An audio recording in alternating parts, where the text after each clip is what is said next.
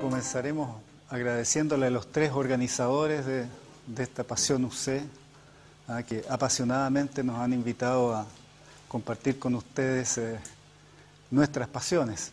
El tema del cual yo les voy a hablar es entendiendo el azar desde las matemáticas, así se llama. En primer lugar, acerca de la etimología del azar, ahí está, puse una foto de esta flor, el azahar, la flor de azahar, que apenas se ve y que le dio el nombre a este ente en castellano, en español, ¿no es cierto?, pero pasando primero por el nombre árabe de esta flor, que es azahar. Y la razón es que en el juego de dados, en el dado, el as tenía esa flor. Y esa es la razón por la cual se le llamó, entonces después derivó en azar.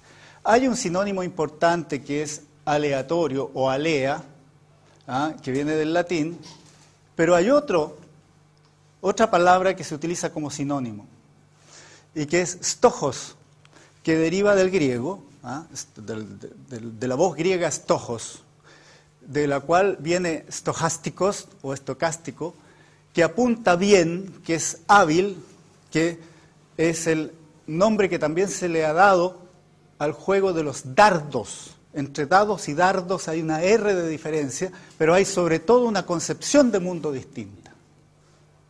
En el juego de los dardos se está tratando de alcanzar un objetivo. El hombre quiere entender la naturaleza, quiere transformarla y lanza estas flechitas en contra del... Bueno, ahí este señor no tiene mucha... no le va muy bien, pero él aprende de esos errores. Y aprendiendo de los errores hace ciencia. Aquí la visión del azar es radicalmente distinta. Acá la humanidad, la especie humana es protagonista. Puede estudiar, entender la naturaleza. Y aquí, como hay que tomar partido, yo juego más, tomo el partido de los dardos más que el de los dados. Con esta visión se puede hacer ciencia. Bueno, hay un antecedente en la filosofía antigua de un alumno un discípulo de Platón, Carnéades, que él manejó una concepción del azar, una concepción llamada probabilitaria o probabilista en filosofía, que como era un profundo idealista, alumno de Platón, él decía, bueno, el mundo de las ideas es inaccesible para los hombres, lo único que podemos hacer es tratar de aproximarnos a este mundo y por eso las opiniones van a tener grados de certeza. Y entonces introduce lo que él llama el grado de credibilidad en las opiniones. Pero este señor era un muy hábil tribuno también, entonces hubo varias veces en que desafiaba a la asamblea de que iba a defender una tesis y que después iba a defender la tesis contraria y trataba de convencer a su auditorio. Bueno, entonces es fácil entender de que con estas formas de ver este objeto, el azar, no se podía en realidad hacer una concepción muy científica. En realidad, las visiones que han permitido hacer del azar un objeto científico se encuentran más bien en los atomistas. En los atomistas de la antigüedad, partiendo con Demócrito, Leucipo, Epicuro, etc., y una larga lista de atomistas hasta llegar a uno de los más destacados del siglo XIX, que es Boltzmann. Ahí tienen a Boltzmann. No voy a hablar de la enorme contribución de Boltzmann y también lo incomprendido que fue en vida. Terminó suicidándose, como ustedes saben, y después de su muerte se le empezaron a rendir homenajes, pero ha pasado a la historia como uno de los grandes defensores del átomo, Él defendió el átomo y le dio origen a la teoría cinético-molecular de la materia. Y bueno, incidió en muchas personas, entre quienes, por ejemplo, a quienes inspiró. Entre muchos otros tienen ustedes a Einstein, a quien también defendió, ¿no es cierto?, la realidad del átomo y generó la primera explicación física del movimiento browniano. Pero lo que pocos saben es que antes de Einstein, Louis Bachelier había presentado en 1900 una tesis de Estado en Francia sobre la teoría de la especulación. Y ahí él ya introducía el movimiento browniano.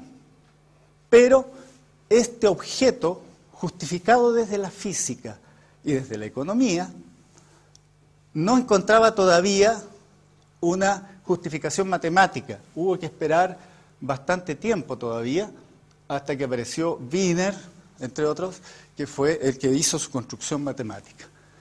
Y, por supuesto, es uno de nuestros objetos más queridos, este movimiento browniano, dentro del análisis estocástico o dentro de la moderna teoría del azar. Bueno, entonces, esto nos plantea la famosa discusión acerca de cuando uno dice, bueno, pero ¿qué cosa es el azar entonces?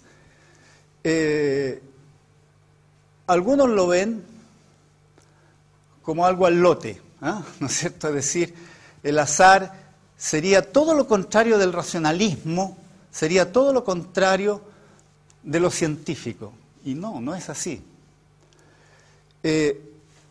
Nosotros hemos vivido muchos siglos bajo la influencia del determinismo clásico. El siglo XX se sacudió el determinismo clásico en la física.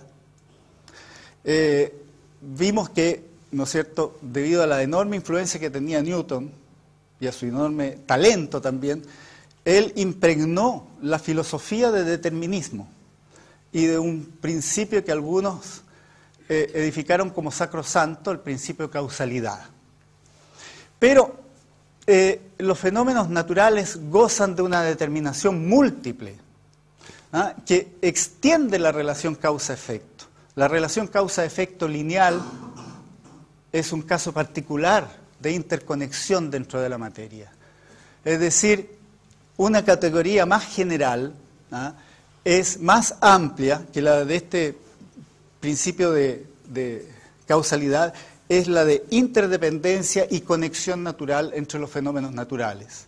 Es decir, desde cada parte de la naturaleza yo puedo actuar en principio sobre cualquier otra parte. Estas partes están conectadas por su naturaleza material.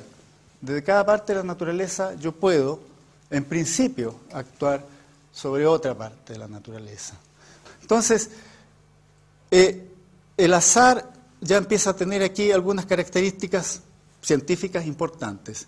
Está la interdependencia, está el principio de interacción, que desde cada parte yo puedo actuar sobre otras partes de la naturaleza, pero también está la idea del llamado sistema abierto.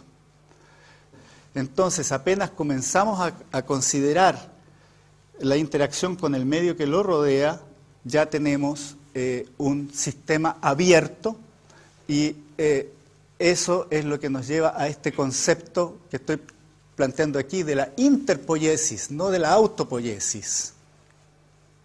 La autopoiesis, concebida como, bueno, poiesis viene de creación, ¿no es cierto?, de crear, y la autopoiesis se ha asimilado a la autoorganización.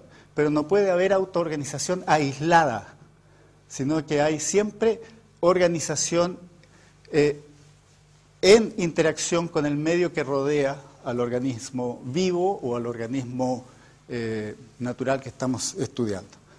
Bueno, entonces esas cosas inciden dentro de este concepto de azar. Pero, como decíamos antes, el azar no es al lote, sino que tiene sus leyes. Y las leyes provienen de regularidades que se dan en el azar. ¿Cuáles son estas leyes que la humanidad ha ido descubriendo de a poco? Una de las primeras leyes del azar es esta que llamamos de la ley de los grandes números. Después de esta ley de los grandes números, tenemos la ley de las fluctuaciones. ¿Cuánto nos hemos apartado del objetivo, del blanco, y cómo se comportan estos errores que cometemos? Hay un tercer tipo de leyes que se refiere a la complejidad y que es una de las que descubrió Boltzmann y que la resumimos así: la complejidad de todo sistema dinámico aumenta en el curso de su evolución. Consideren ustedes una larva de mariposa. Primero le pueden medir la complejidad contando el número de células, pero llega un momento en que le aparecen unas alitas y ya esta complejidad cambió la estructura incluso. Entonces, todo sistema dinámico aumenta su complejidad en el curso de su evolución.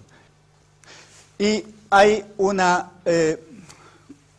cuarto tipo de leyes del azar, de la interacción sujeto-objeto, que toda observación, eso se vio en física, ¿no es cierto?, perturba el objeto que se observa. Y con eso termino, les pido excusas por haberme ido más allá de los 12 minutos. Muchas gracias.